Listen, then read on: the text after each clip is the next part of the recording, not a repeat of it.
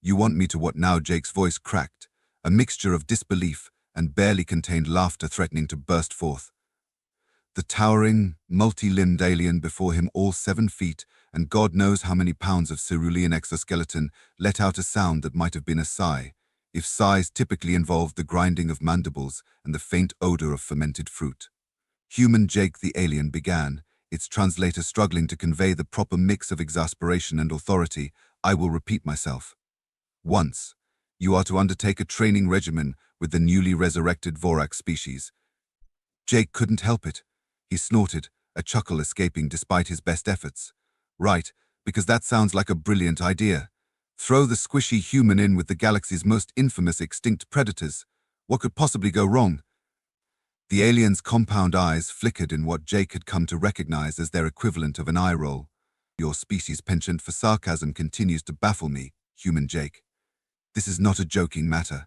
The Galactic Council has determined that your unique physiology and adaptive capabilities make you the ideal candidate for this mission.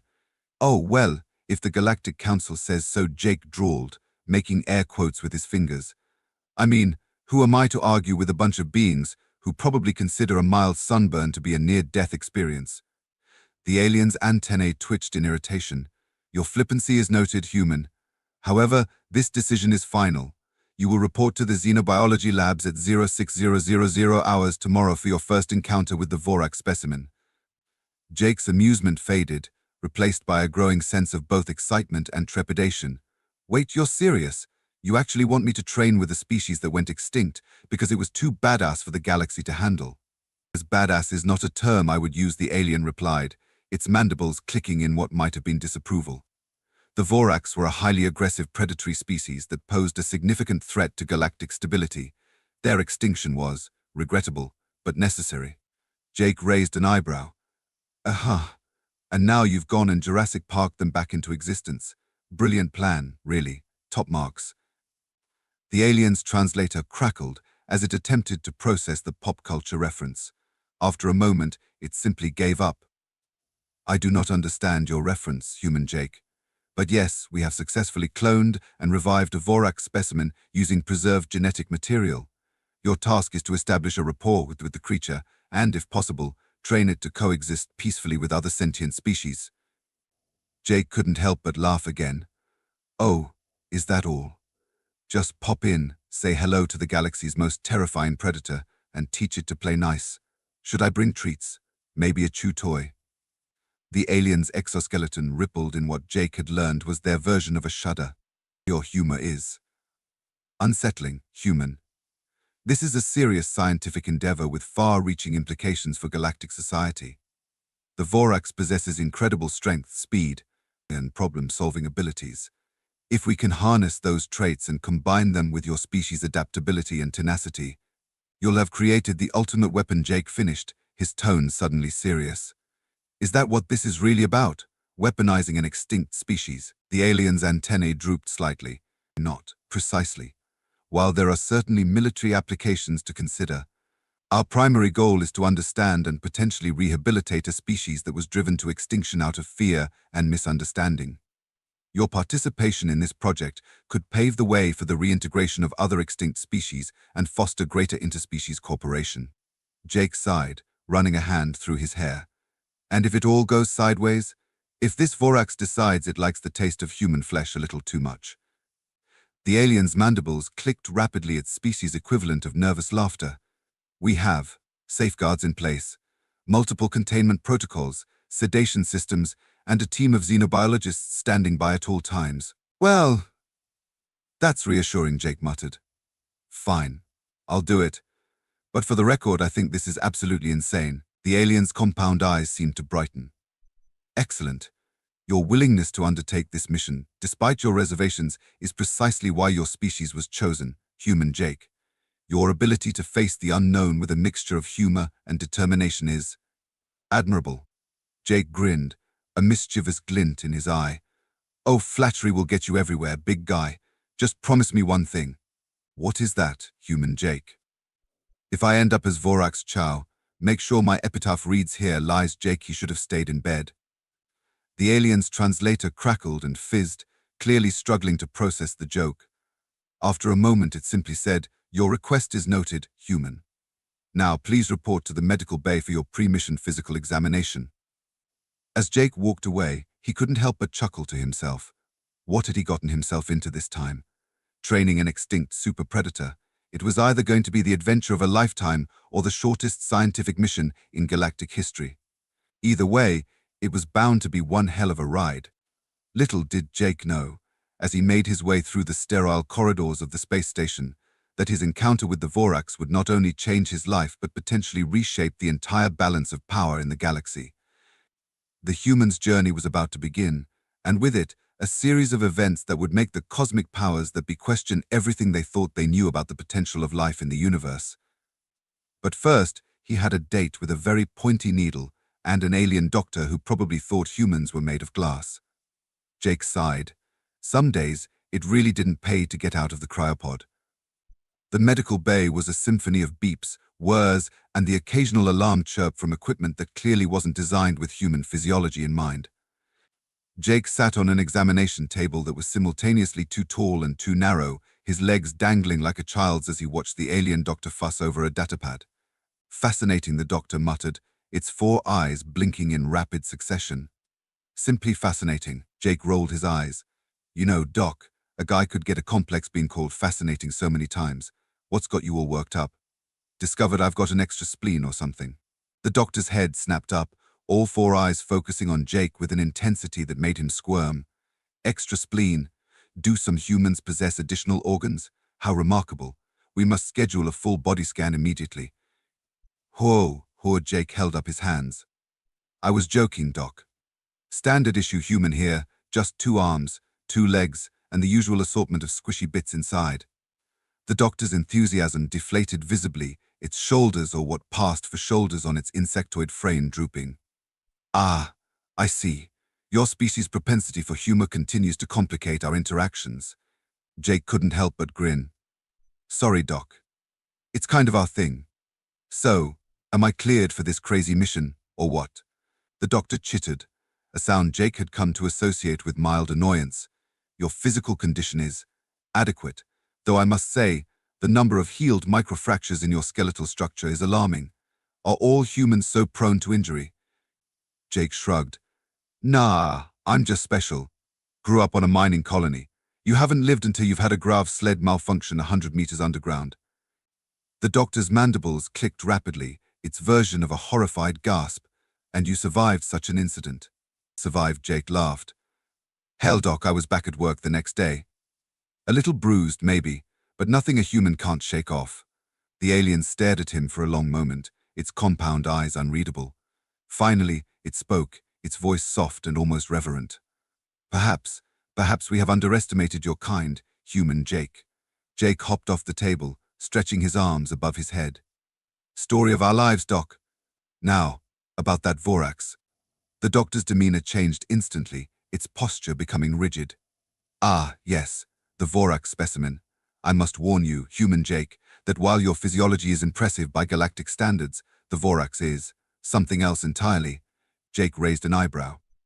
"Oh? Do tell." The doctor hesitated, mandibles working silently for a moment before it continued. The Vorax was apex predator on its homeworld, a planet with gravity 1.5 times that of Earth. Its musculature is dense, its reflexes lightning fast. Its hide is resistant to most energy weapons, and its claws can shred durasteel as if it were paper. "Sounds like a real charmer," Jake quipped, though he couldn't quite keep the note of apprehension out of his voice. The doctor either didn't notice or chose to ignore Jake's sarcasm. "Indeed. But it is the Vorax's intelligence that truly set it apart. They possessed problem-solving skills on par with the most advanced AI systems of their time. There are records of Vorax individuals fashioning crude tools, setting complex traps, even engaging in rudimentary symbolic communication." Jake whistled low. "So, not just a pretty face with sharp teeth, huh? No wonder the galaxy decided they were too hot to handle." The doctor's antennae twitched in what might have been agreement. Precisely. The combination of their physical prowess and cognitive abilities made them a threat unlike any the galactic community had faced before. Or since, until you decided to play mad scientist and bring them back, Jake finished. "Great. So I'm supposed to make friends with the galaxy's most terrifying killing machine. Any tips? The doctor's mandibles clicked rapidly, its species equivalent of nervous laughter. I'm afraid not, human Jake. You see, you will be the first being to interact with a living Vorax in over 10,000 years. We have no frame of reference for how it might behave, or how best to approach it. Jake stared at the alien for a long moment, then burst out laughing. It wasn't entirely humor, there was a hysterical edge to it that made the doctor take a step back. Oh, this is rich, Jake gasped between fits of laughter. You're sending me in blind to play patty cake with Space Godzilla, and you don't even have so much as an instruction manual? Brilliant. Absolutely brilliant. The doctor's antennae drooped. I understand your concern, human Jake. But please remember, you were chosen for this mission because of your species' unique ability to adapt and overcome. What do you call it? Ah, yes, your human ingenuity.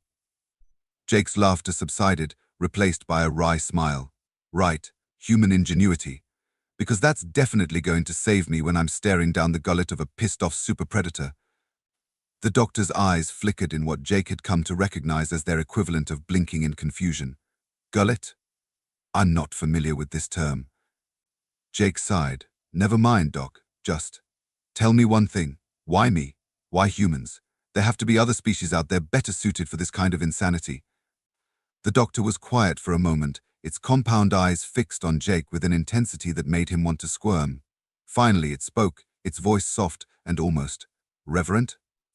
Because, human Jake, your species possesses something that no other known sentient race does. Something that makes you uniquely qualified to attempt this seemingly impossible task. Jake raised an eyebrow. Oh yeah? And what's that? The doctor's mandibles clicked softly. Hope, human Jake. Irrational, inexplicable, indomitable hope. The ability to face certain doom with a smile and a quip. The sheer audacity to believe that you can succeed where logic dictates you should fail. Jake blinked, taken aback by the sudden seriousness in the alien's tone. Wow, Doc, that's actually kind of beautiful. The doctor's antennae twitched in what might have been embarrassment. Yes, well, it is also utterly baffling to most of us. But it is precisely this quality that we believe may allow you to connect with the Vorax in a way no other species could. Jake nodded slowly, a grin spreading across his face. All right then, if the galaxy needs a professional crazy person to befriend the big bad boogeyman, who am I to argue? When do we start? The doctor's eyes flickered rapidly, its species equivalent of an exasperated eye roll. Your first interaction with the Vorax specimen is scheduled for 0600 hours tomorrow. I suggest you get some rest, human Jake. You will need all your faculties about you. As Jake hopped off the examination table and made his way to the door, he couldn't help but chuckle. Rest? Sure, Doc. I'll just curl up with a nice bedtime story about cuddly space monsters and drift right off to sleep. The doctor's translator crackled as it attempted to process the sarcasm. After a moment, it simply gave up. I do not understand your reference, human Jake. But yes, sleep would be advisable. Jake paused at the door, turning back to the alien with a mischievous glint in his eye. Hey, Doc, one last thing. The doctor's antennae perked up. Yes, human Jake. If I don't make it back, make sure they spell my name right on the memorial plaque, yeah? It's Jake with a K, not a C. And with that he was gone, leaving the baffled doctor to ponder once again the strange and terrifying creature known as a human. The next morning came far too quickly for Jake's liking. He'd spent most of the night tossing and turning, his dreams filled with shadows of monstrous creatures and the echoing laughter of mad scientists. By the time his alarm chirped at 0500, he was already wide awake, staring at the ceiling of his quarters with a mixture of excitement and dread churning in his gut. Well, he muttered to himself as he swung his legs over the side of the bed, time to go make friends with Fluffy the galaxy-ending murder machine. Should be fun. As he made his way through the station's corridors, Jake couldn't help but notice the way other aliens scurried out of his path, their eyes or various sensory organs wide with a mixture of awe and fear. News of his impending encounter with the Vorax had clearly spread. Hey there, Bob, Jake called out to a particularly nervous-looking blob of gelatinous goo that was trying to flatten itself against a wall to avoid him. Looking a bit wobbly this morning. Feeling all right. The blob quivered, a series of bubbles forming and popping on its surface in what Jake had learned was their species' form of speech. The universal translator in his ear crackled to life. "Human," Jake the blob burbled, "you are very brave, or very foolish. Perhaps both. We will miss your strange sounds and odd movements." Jake grinned, giving the blob a mock salute. "Oh, you say the sweetest things, Bob. Don't worry, I'll be back before you know it. Maybe I'll even bring my new pet for show and tell." The blob's entire form rippled in what was unmistakably a full-body shudder. Without another word, it oozed away at a speed Jake wouldn't have thought possible for a creature with no discernible means of locomotion. "Tough crowd," Jake chuckled to himself as he continued on his way. Finally, he arrived at the xenobiology labs. The doors hissed open to reveal a scene of barely controlled chaos. Aliens of various species scurried about, checking readouts, adjusting equipment, and generally looking like they were preparing for either the scientific breakthrough of the century or the end of the world. Possibly both. In the center of it all stood the cerulean-hued alien who had first informed Jake of his new assignment. Its antennae twitched rapidly as it barked orders in a language that sounded like a mix of clicking mandibles and gurgling liquid. "Ah, human," Jake it said as it noticed him, its translator kicking in. "You are precisely on time." "How? Unexpected." Jake raised an eyebrow. "What, did you think I'd oversleep for my date with Destiny?" "I'm hurt, Blue. Truly hurt." The alien's compound eyes flickered in what Jake had come to recognize as their version of an eye roll. "Your penchant for humor in the face of potential annihilation continues to baffle me, human. Nevertheless, we must proceed. Are you prepared for your encounter with the Vorax specimen?" Jake shrugged, a lopsided grin on his face. "As ready as I'll ever be to tango with the galaxy's most notorious extinct predator. By the way, does this thing have a name? Because if not, I vote we call it Fluffy." A ripple passed through the alien's exoskeleton, its species equivalent of a shudder. "The Vorax specimen has been designated XB-1729 for the purposes of this experiment. I would strongly advise against attempting to name it, human Jake. Anthropomorphizing such a creature could prove dangerous."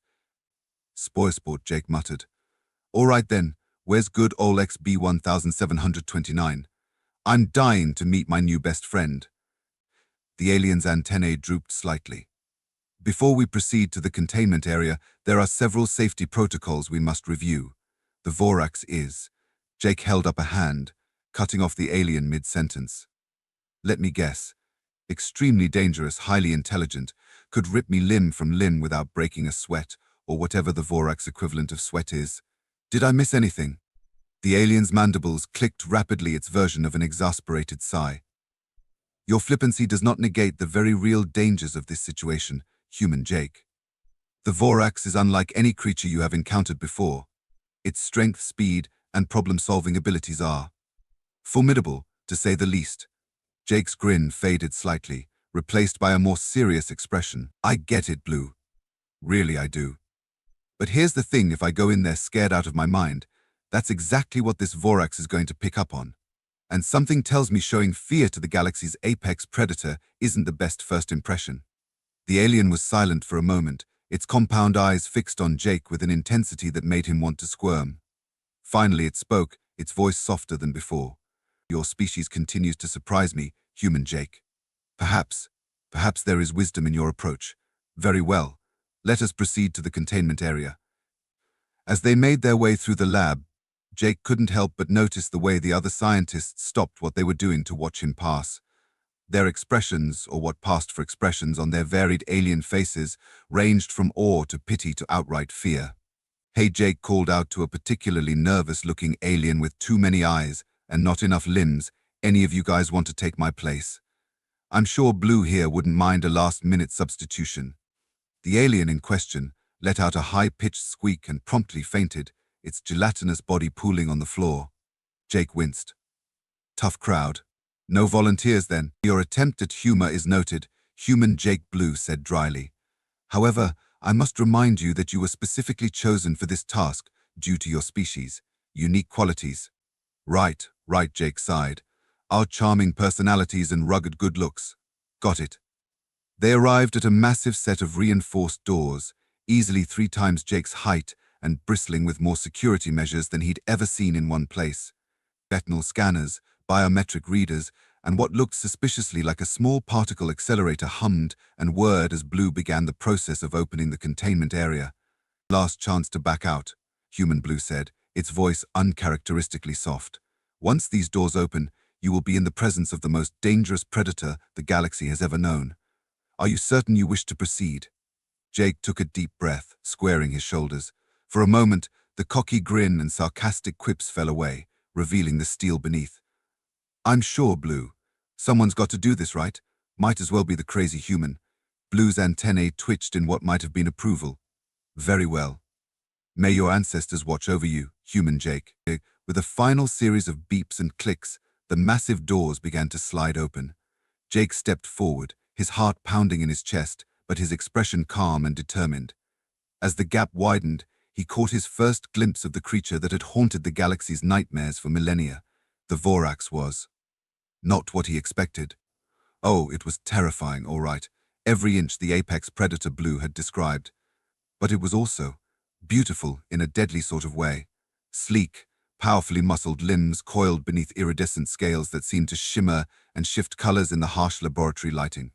A long, sinuous neck supported a head that was equal parts reptilian and avian, with a wickedly curved beak and eyes that burned with an intelligence that sent a shiver down Jake's spine. Those eyes locked onto him the moment he stepped into the room, and Jake felt the weight of 10,000 years of evolution bearing down on him. This was a creature born and bred to be the perfect killing machine, honed by eons of natural selection to sit atop the food chain of a world Jake could scarcely imagine. And yet, there was something in those eyes, something beyond the predatory gleam and alien intelligence, something that spoke to Jake on a level he couldn't quite explain. The loneliness. But before he could second-guess himself, before the rational part of his brain could scream at him about the suicidal insanity of what he was about to do, Jake took another step forward, and another, until he stood just beyond the shimmering force field that separated him from certain death. "Hey there, big guy," he said softly, his voice steady despite the adrenaline coursing through his veins. "I'm Jake, and I think you and I are going to be great friends." The Vorax's head tilted slightly, those burning eyes studying Jake with an intensity that made him feel like a bug under a microscope. For a long, terrifying moment, nothing happened. Then, ever so slowly, the creature's beak parted. Jake tensed, half expecting a roar that would shatter his eardrums. Instead, what emerged was a series of clicks and whistles that sounded almost inquisitive. Behind him, Jake heard the collective gasp of every scientist in the observation room. Blue's voice crackled over the intercom, a note of awe in its normally stoic tone. "It's impossible. It's attempting to communicate." Jake couldn't help but grin. He took another step closer to the force field, his eyes never leaving the Vorax's. "Well, what do you know? Looks like Fluffy here's got some manners after all." And with that, the most unlikely friendship in galactic history began to take shape. Over the next few weeks, Jake's life fell into a routine that would have seemed utterly insane to him just a short time ago. Wake up, eat a breakfast of nutrient paste that tasted vaguely like cardboard apparently. The station's food synthesizers weren't quite up to the task of replicating human cuisine, and then spend hours in the containment area with XB-1729, or Fluffy, as Jake insisted on calling the Vorax, much to Blue's ongoing exasperation. At first, their interactions were tentative, limited to Jake talking softly while the Vorax watched him with those unnervingly intelligent eyes. But as the days passed, something remarkable began to happen. The Vorax started to respond. It began with simple mimicry. The creature would repeat the sounds Jake made, its beak and vocal structures adapting with startling speed to approximate human speech. But soon, it became clear that the Vorax wasn't just parroting sounds. It was learning. "You know," Jake said one day, about 2 weeks into their sessions, "I'm starting to think you're a lot smarter than anyone gives you credit for, even me. And I'm the one who's been insisting you're not just a big, scary monster." The Vorax tilted its head, those fiery eyes fixed on Jake with an intensity that still made his heart race. Then, to his utter shock, it spoke. "Jake. Friend." The word was mangled, more of a whistle than proper speech, but the meaning was unmistakable. Jake's jaw dropped. Behind him, He heard the sound of something heavy hitting the floor, probably one of the scientists fainting again. Holy shit, Jake breathed. Then, louder, yeah, big guy. Jake, friend. We're friends. The Vorax's beak parted in what Jake could have sworn was a smile. Friends, it repeated, the word clearer this time. Oh, from that moment on, progress happened at a dizzying pace. The Vorax, which Jake had taken to calling V, when Fluffy felt a bit too silly, proved to have an almost supernatural ability to absorb language. Within days, it was forming simple sentences. Within a week, it was asking complex questions about Jake, about humans, about the world beyond its containment cell. And Jake, for his part, found himself growing genuinely fond of the creature. Yes, V was still a terrifying predator capable of tearing him limb from limb, but it was also curious, intelligent, and possessed of a dry wit that Jake couldn't help but appreciate.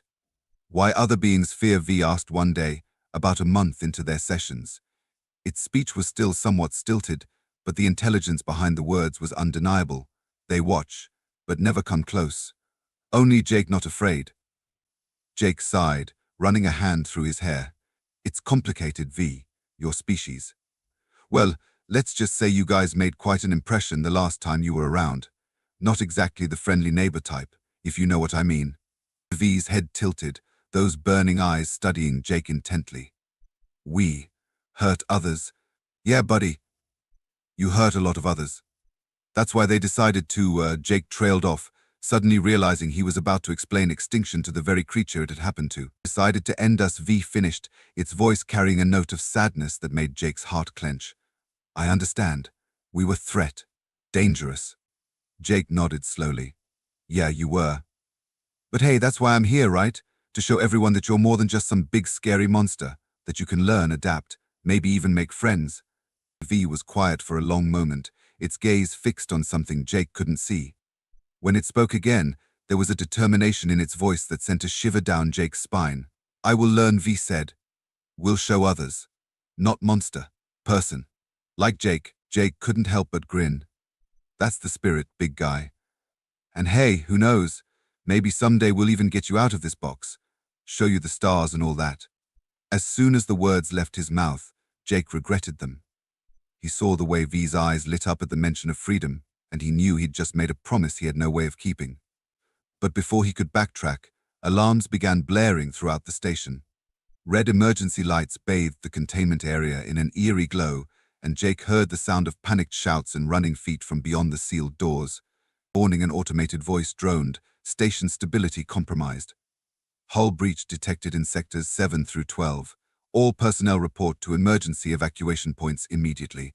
Jake's blood ran cold. He turned to V, seeing his own fear reflected in those alien eyes. Jake, V said, its voice barely audible over the alarms. What happening? I don't know, buddy, Jake replied, his mind racing. But I've got a feeling things are about to get real interesting around here. As if on cue, the lights flickered and died, plunging the containment area into darkness. The last thing Jake saw before emergency power kicked in was the shimmering force field separating him from V, flickering and fading away. Oh shit, Jake muttered, as he found himself standing face to face with the galaxy's most dangerous predator, with no barriers between them. V's eyes glowed in the dim emergency lighting, fixed on Jake with an intensity that made his heart race. For a moment, neither of them moved. Then, slowly, deliberately, V extended one massive, clawed hand towards Jake. Friends, it said, its voice a mix of hope and uncertainty. Jake stared at the offered hand, acutely aware that those claws could rip him apart in seconds. He thought of all the warnings, all the tales of the Vorax's legendary ferocity. He thought of Blue's constant reminders about the dangers of anthropomorphizing such a creature. Then he thought of the past month, of the intelligence and curiosity he'd seen in those alien eyes, of the progress they'd made, the trust they'd built. Jake took a deep breath, steeling himself. Then, with a grin that was equal parts terrified and exhilarated, he reached out and clasped V's hand in his own. Friends, he agreed. Now, what do you say we go find out what the hell is going on around here? V's beak parted in what was unmistakably a predatory grin. Yes, it hissed, excitement clear in its voice. We go. Together. And with that, The human and the Vorax stepped out into the chaos of the failing space station, ready to face whatever came next, side by side, as the most unlikely allies the galaxy had ever seen.